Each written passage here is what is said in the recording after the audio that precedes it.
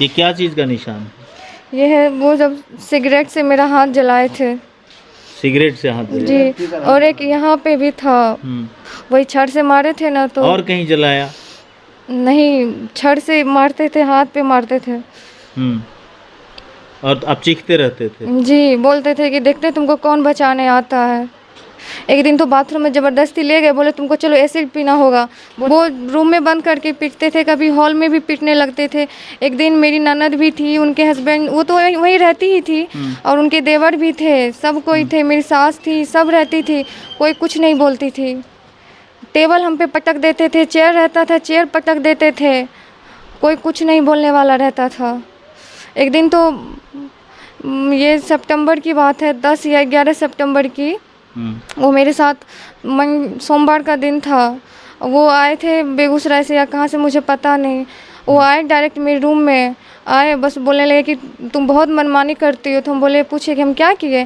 तो बोले पूरे घर में तुम घूमते रहती हो, किसी का कुछ सुनती नहीं हो। तो हम बोले हमसे तो कोई बात ही नहीं करते, तो हम क्या किसी का नहीं सुनेंगे मतलब। तो बोले बहुत जवान लड़ाती हो। तो पकड़ के उस मतलब होता है ना, रूम में एक टेबल रखा था, वो टेबल मेरे ऊपर फेंक दिए।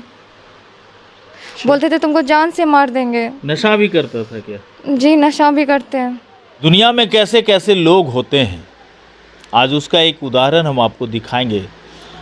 कलेजा थाम करके देखना पड़ेगा आपको दोस्तों, क्योंकि लोग कहते हैं कि राक्षस नहीं होता है।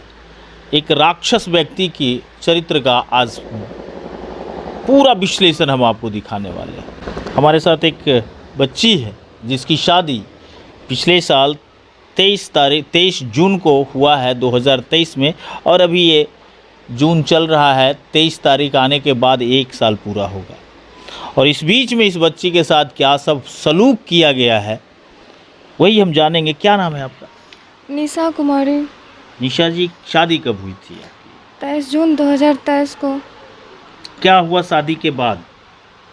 शादी के बाद 1 सप्ताह तक सब कुछ ठीक चला था। 5वें दिन मेरे पति हम पे हाथ उठा दिए थे। 5वें ही दिन? हाँ। किस बात को लेकर?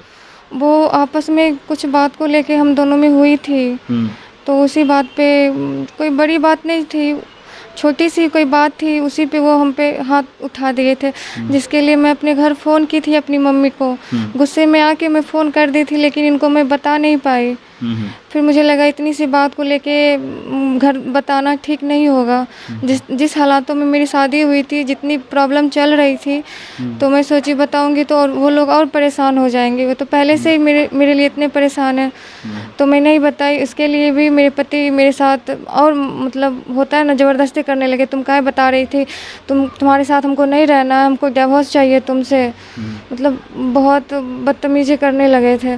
फिर उनकी बहन आई तो वो उनको समझाने के बजाय और हम ही को डांटने लगती थी हमेशा, या आप मेरे भाई को परेशान करती हैं, ऐसे करती है, वैसे करती हैं, आप हमेशा जब भी वो आता है घर आपको परेशान।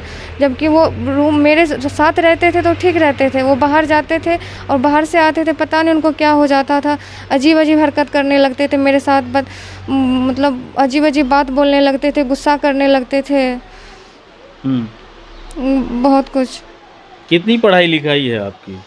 मैं पीजी फर्स्ट सेमेस्टर में हूँ। अभी तो आप जॉब में भी हैं? जी। चलिए, एक बात जानना है आपसे कि इन सारी बातों का जड़ आपको क्या समझ में आया वहाँ? यही कि वो लोग, मेरे पति को मेरे रिश्ते से कोई मतलब नहीं है। मुझे लगता था मैं वहाँ 30 दिन भी रही तो अपने मन से रही, अपने रिश्ते को बचाने के लिए रही, जबकि उनको कोई इंटरेस्ट इस रिश्ते में नहीं था। जब मैं वहाँ थी तब भी ना, अब कोई जैसे लगता है कि कभी उनकी मेरे से शादी ही नहीं हुई थी। जैसे वो बात करते थे, बिहेव करते थे, मारपीट करते थे, इतने कम दिनों में हम पे हाथ उठा दिए। मतलब जानते हम पे वो हाथ उठा देते थे, छड़ से मारते थे। छड़ से? हाँ, लोहे के रड से? हाँ, उससे मारते थे। अच्छा। घर में बंद करके रखते थे। खाना पीना मिलता था? नहीं, खाना पीना कुछ दिन तो मिला, फिर जब और ज़्यादा बिगड़ने लगी, जब मेरे पापा जी लोग यहाँ से फ़ोन करने लगे, बोलने लगे, जब वो फर्स्ट टाइम वहाँ गए पंचायती करने के लिए, क्यों जब हम सब कुछ आपकी रजामंदी से किए हैं तब फिर आप क्यों तंग करते हैं उसको, तब से और वो लोग मेरे साथ बहुत गलत करने लगे। कोई हमसे बात नहीं करती थी, पूरे घर में कोई रहती नहीं थी, पूरे घर में हम अकेले रहते थे, हर जगह ताला मार देती थी, ना मेरी किसी से बात होती थी ना कुछ, ना वो यहाँ तक कि राशन पानी में भी वो लोग ताला मार के रखती थी। तो सामने मेरे घर के सामने एक दुकान है, उस दुकान में एक बच्ची रहती थी, तो मैं पानी के लिए वहाँ तरस गई थी। तो उस बच्ची, एक दिन मेरी तबीयत बहुत ज़्यादा ख़राब हो गई थी, तब मैं उस बच्ची से हेल्प मांगी ऊपर जाके, मतलब बालकनी से। तो वो बच्ची आई मेरे पास, तब मैं उनको बोली कि मुझे पानी चाहिए, तब वो पानी ला के दी, एक फ़ोन दी वो अपना। तब मैं अपने घर इन्फॉर्म अपनी मम्मी को की, तब मम्मी मेरे भाई को भेजी, तब मेरा भाई यहाँ से दवाई वगैरह सब लेके गया था, 2-3 दिन मेरे साथ रहा वहाँ पे। फिर भी मैं उनके फ़ोन से अपने हस्बैंड को फ़ोन किया, अपने भाई के फ़ोन से, कि मेरी तबीयत बहुत ख़राब है। तो बोले मर जाओ ना, तो हम क्या करें, या तो उसी के साथ चली जाओ यहाँ से। तो मतलब कुल मिलाकर के आपको जान से मारने के लिए वो लोग प्लान कर चुके थे, जी यही ना? जी। मैं अपनी सास को कुछ बोलती थी तो वो बोलती थी हम तुमको इस घर में नहीं लाए ना, दीपक लाया है, उसको फ़ोन करके बोलो तुमको कुछ चाहिए, या तुमको जो भी बोलना है उसको बोलो, हमको नहीं बोलो। वो भी 2-2 दिन तक घर नहीं आती थी, दूसरे घर पे रहती थी। लोहे के छड़ से आपकी पिटाई होती थी? जी, सबके सामने पीटते थे। उनकी चाची लोग रहती थी, भाभी रहती थी, बहन रहती थी, बीच हॉल में मुझे मारते थे वो सबके सामने। फिर आप क्या करते थे? कुछ नहीं, एक दिन तो वो मारे थे, मेरे भाई के सामने मारे, तो मेरा भाई बोला क्यों आप दीदी को मार रहे, तो उस पर भी वो हाथ उठा दी, उसको बोले तुमको भी मार के फेंकवा देंगे। मोबाइल भी छीन लिया, उसके पास रुपया था वो भी छीन लिया। तो वो उसी टाइम हमको बोला दीदी चलो यहाँ से, यहाँ नहीं रहना है। लेकिन मैं बोली मेरे हस्बैंड वाइफ का मामला है, इसमें क्यों मुँह मारे, तो थोड़ी है कि हम यहाँ से चले जाएंगे, हम वहाँ से नहीं आए। वो वहाँ से चला गया। हम हमेशा कोशिश किए कि इस रिश्ते को हमको बचाना है, और उसी का वो फ़ायदा उठाते गए कि हम किसी को कुछ नहीं बोलते थे। वो जो भी मेरे साथ करते थे हम चुपचाप सहते गए। ये विश्वास है आपको कि वो व्यक्ति नौकरी करता था?